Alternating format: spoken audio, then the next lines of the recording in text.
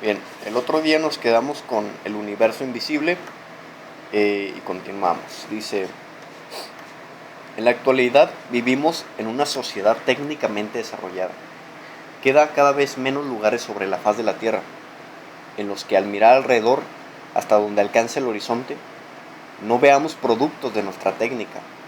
Altos edificios, puentes, líneas de potencia, cables telefónicos, automóviles rondando por las carreteras, aeronaves en el cielo, y en los casos en que la comunicación necesitaba en su día de la proximidad física. Está hoy mediatizada por las matemáticas, transmitida de forma digitalizada a lo largo de cables o fibras ópticas, a través del éter. Los ordenadores, las máquinas que elaboran matemáticas, no se hallan solamente en las mesas de nuestros despachos, sino en todas partes, desde los hornos de microondas hasta los automóviles, y desde los juguetes de los niños hasta los marcapasos de aquellos que sufren problemas de corazón. Bajo la forma de estadística, las matemáticas se utilizan para decidir los alimentos que comemos, los productos que vamos a comprar, los programas de televisión que podemos ver, los políticos a los que nos permitirá votar.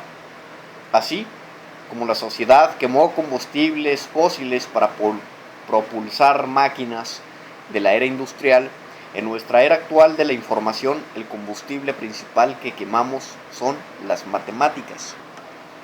Y sin embargo, a medida que el papel de las matemáticas crece más y más significativamente en relación con el pasado, se oculta cada vez más de la vista, formando un universo invisible que soporta gran parte de nuestras vidas.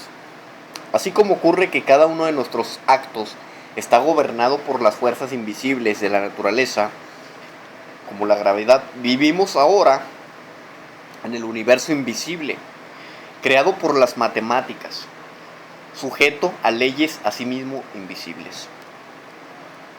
Este libro ofrece una travesía por este universo invisible. Mostrará cómo podemos utilizar las matemáticas para percibir algo de su oculta estructura. Algunas de las vistas que encontré en esta excursión le parecerán extrañas y a lo mejor poco familiares, como las de una tierra muy lejana, pero a pesar de su falta de familiaridad, no vamos a viajar a través de un universo distante. Se trata del mundo en que vivimos. Capítulo 1. La importancia de los números. ¿Se puede contar con ellos? Los números, y nos referimos a los números enteros, surgen del reconocimiento de patrones o estructuras en el mundo que nos rodea. Sí.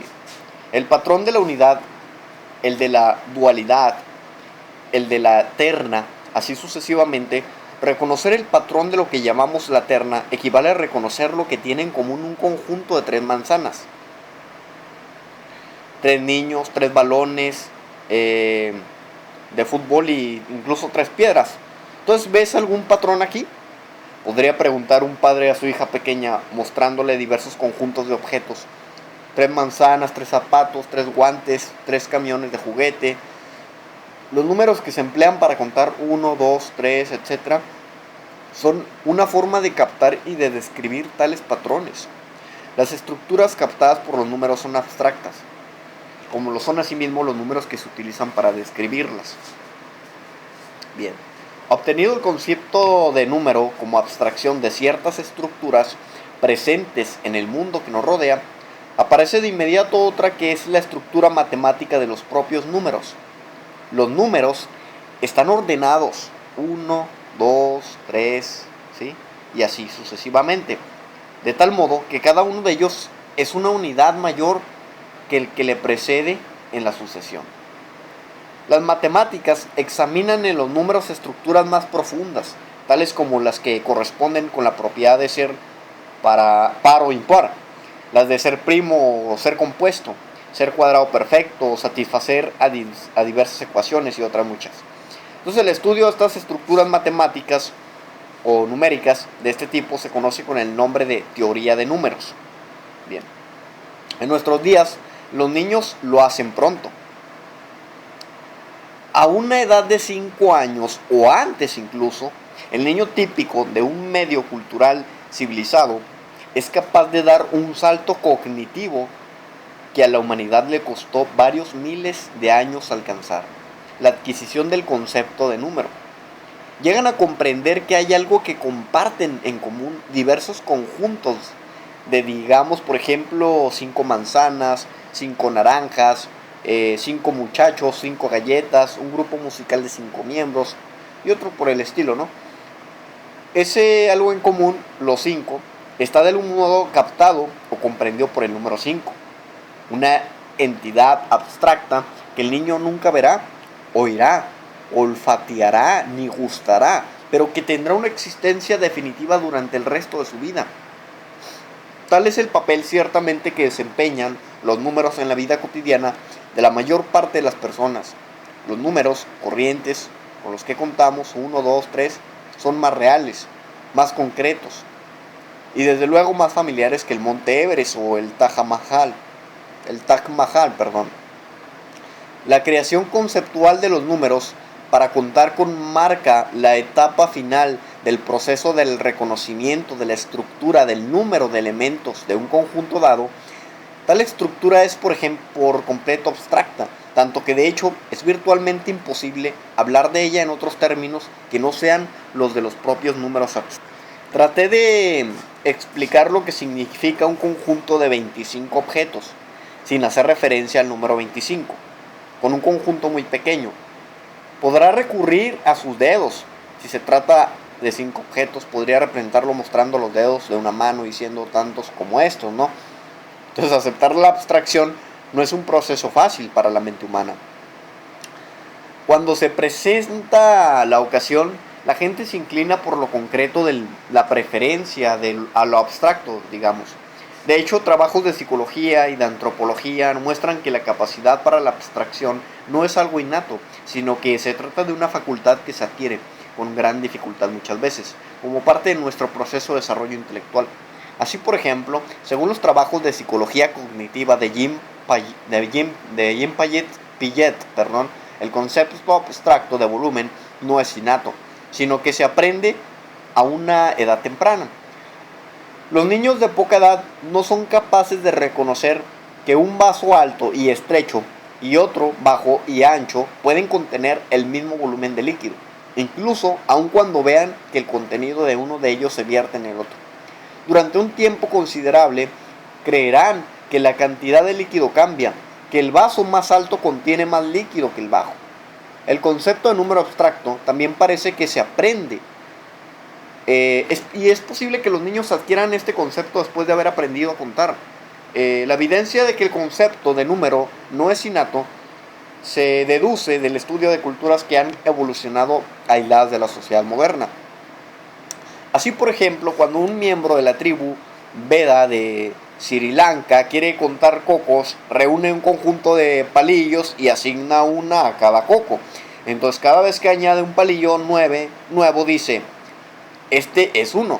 Pero si le pregunta cuántos cocos tiene, se limita a señalar al conjunto de palillos diciendo: todos esos. Entonces posee, por lo tanto, un cierto sistema de contar, ¿no? Pero lejos de emplear números abstractos, cuenta en términos de palillos concretos. Emplea un sistema de contar que viene de tiempos remotos. El recurso a un conjunto de objetos, ya se trate de palillos o guijarros para contar los elementos de otro conjunto mediante el emparejamiento de los palillos o los guijarros o los objetos que se cuentan, ¿verdad? Bien. Señales de progreso. Los más tempranos artefactos humanos conocidos que se cree que están relacionados con el acto de contar consisten en huesos con muecas, ¿sí? Algunos de los cuales se remontan a unos 35.000 años antes de Cristo. En algunos casos, al menos, tales huesos parecen haber sido empleados como calendarios lunares, representando cada mueca una aparición de la luna. Modos similares de contar mediante la correspondencia 1 a 1 aparecen una y otra vez en las civilizaciones anteriores a la escritura. En los censos en antiguos reinados africanos se usaban cantos rodados y conchas. y en el Nuevo Mundo se emplearon semillas de cacao, granos de maíz, incluso arroz para contar, ¿sí? Tales sistemas, por supuesto, sufren de una obvia carencia de especificidad, una colección de muecas, guijarros o caparazones que indica una cantidad, pero no el tipo de elementos que se cuantifican, y no pueden servir, por lo tanto, como medio para almacenar información durante largos periodos de tiempo. Bien, el primer sistema de numeración que resolvió este problema se inventó en Oriente Próximo, en la región conocida como el Creciente Fértil, que se extendía en términos de países actuales desde Siria hasta Irán.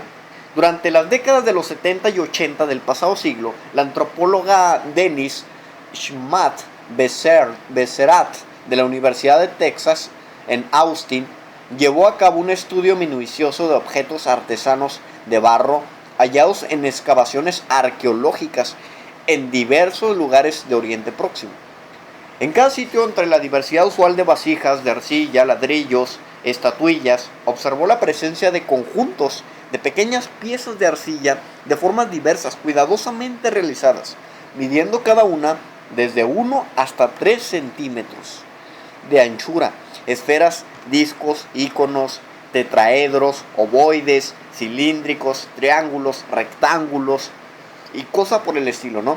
Entonces los más antiguos de tales objetos correspondían a unos 8000 años antes de Cristo, algún tiempo después de que la gente hubiera empezado a desarrollar la agricultura y hubiera necesitado por primera vez planificar las cosechas y disponer de almacenes para guardar el grano. Una agricultura organizada requiere un método para llevar la cuenta del inventario de cada persona, de un sistema de planificación y obviamente también el trueque. Las formas de arcilla examinadas por Schmatt-Besserat parecen haber sido desarrolladas para cumplir este fin, empleándose las distintas formas como símbolos para representar el tipo de objeto que se cuenta. Hay evidencia, por ejemplo, de que un cilindro representa un animal. Los conos y las esferas indican 2 medidas de grano usuales, que casi equivalían a unos 9 o 36 litros respectivamente, ¿no? Entonces, un disco circular, un rebaño, además de proporcionar un método cómodo para llevar el registro físico de las pertenencias de una persona, las formas de arcilla podrían haber sido empleadas para planificación y el intercambio de bienes mediante la manipulación física de las piezas. Unos 6000 años antes de Cristo, el uso de las fichas de arcilla se había extendido por toda la región. La naturaleza de tales piezas permaneció inaletrada durante mucho tiempo, hasta digamos unos 3000 años antes de Cristo, cuando la estructura de la sociedad de los sumerios significativamente más compleja. Caracterizada por el crecimiento de las ciudades, el advenimiento de la institución del templo sumerio y el desarrollo de fórmulas de gobierno organizadas, condujo al desarrollo de piezas de formas más elaboradas. Entonces las nuevas piezas tenían una mayor diversidad de formas, entre ellas romboides, espirales y parábolas, y se sellaban mediante marcas, mientras las piezas antiguas seguían empleándose para la contabilidad. Relativamente a la agricultura, se cree que las nuevas y más complejas fueron creadas a fin de representar objetos manufacturados, tales como prendas de vestir, artesanía del metal, jarras de aceite y barras de pan. El escenario estaba preparado para el siguiente avance de importancia, hacia el desarrollo de los números abstractos. Durante el periodo comprendido entre los años 3300 y 3200 después antes de Cristo, a mediados que crecía la burocracia del Estado, se convirtieron en corrientes de modos de almacenar las fichas de arcilla. Entonces, en el más elaborado, las fichas marcadas se perforaban y ensartaban juntas en una cuerda atada a un bastidor oblongo de arcilla, y el batidor se marcaba para indicar la identidad de la contabilidad de que se trataba. Todas las fichas corrientes se guardaban en recipientes en forma de bolas agujeradas entre unos 5 y 7 centímetros de diámetro. Tales veces se marcaba para indicar el contenido.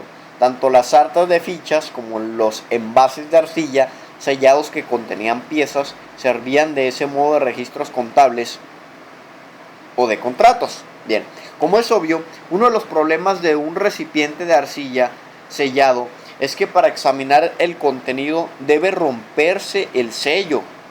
Por esta razón, los contables sumerios desarrollaron la práctica de grabar la huella de las piezas antes de encerrarlas en la superficie blanda de los recipientes, dejando consistencia externa a su contenido, pero con el contenido del envase grabado en el exterior.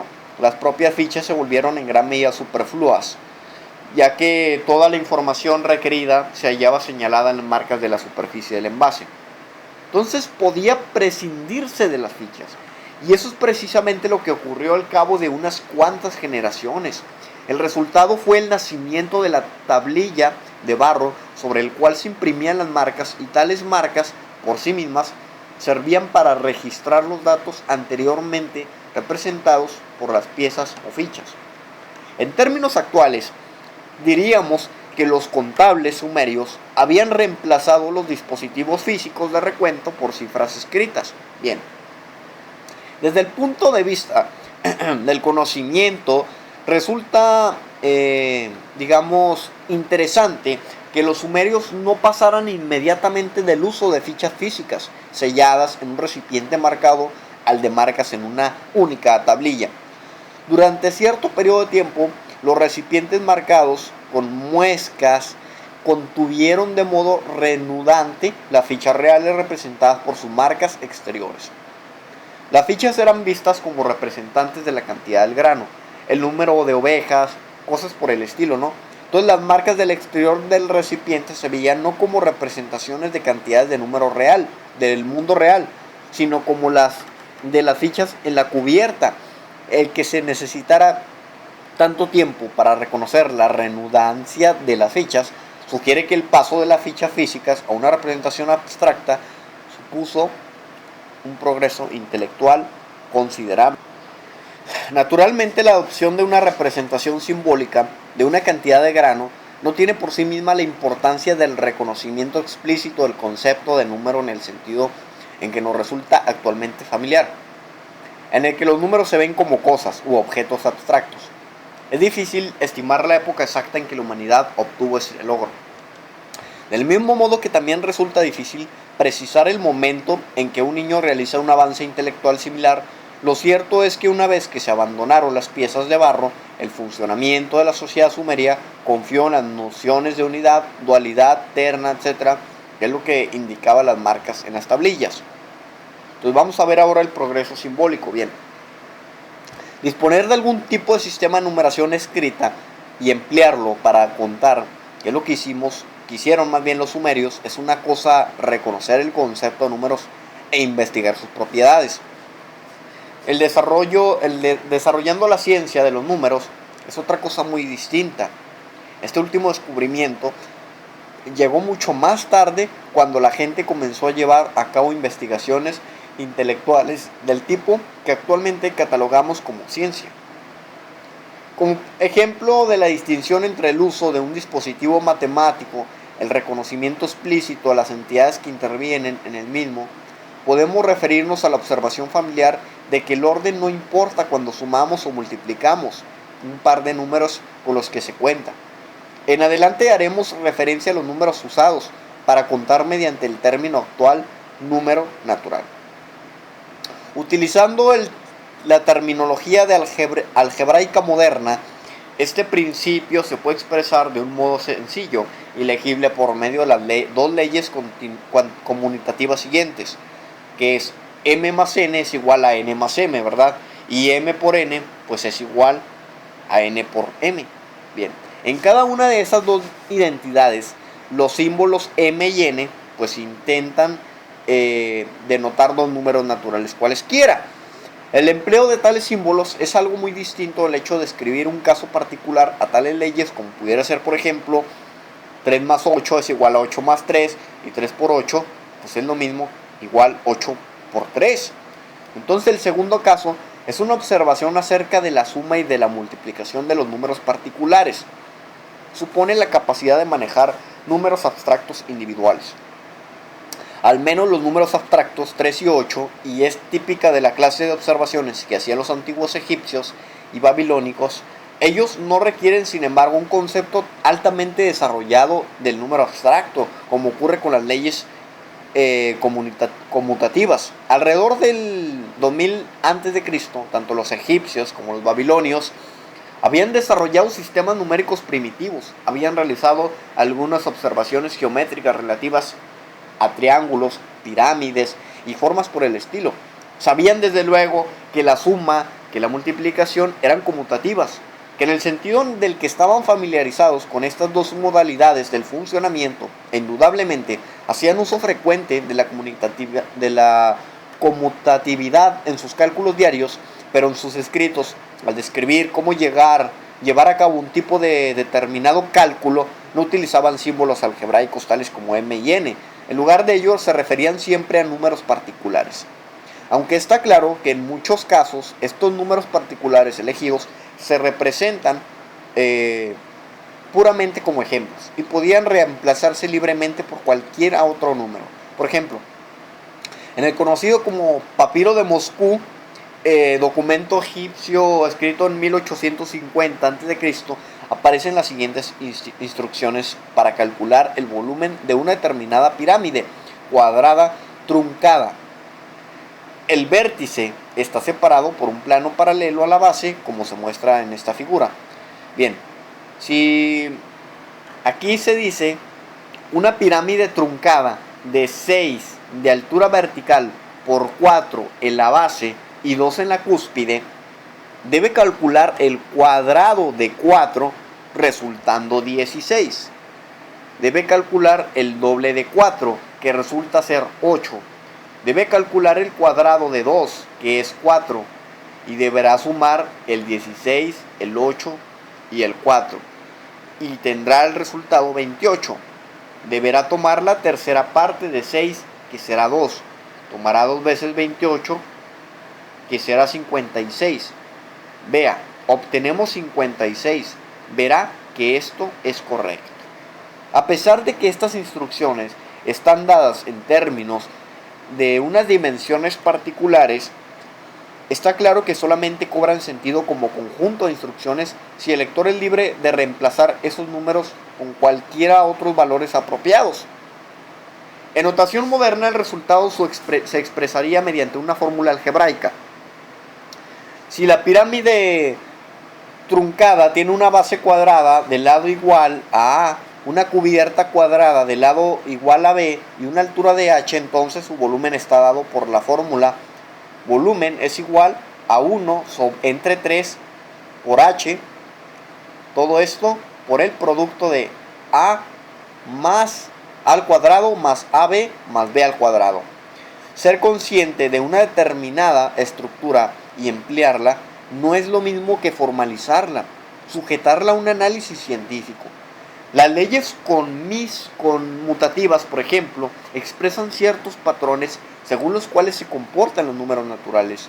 En las operaciones de la suma, la multiplicación y lo que es más, expresan tales patrones de forma explícita. Al formular las leyes utilizando valores algebraicos indeterminados, tales como m y n, entidades que denotan números naturales arbitrarios, centramos la atención definitivamente en la estructura y no en la suma o en la multiplicación en sí mismo. El concepto general de número abstracto no fue reconocido ni se dispuso reglas de comportamiento tales como las formuladas para la suma y la multiplicación hasta que se inició la era de las matemáticas griegos alrededor del año 600 a.C. Y luego, durante mucho tiempo, todo fue griego. Bien, aquí nos detenemos y después seguiremos con durante mucho tiempo todo fue griego.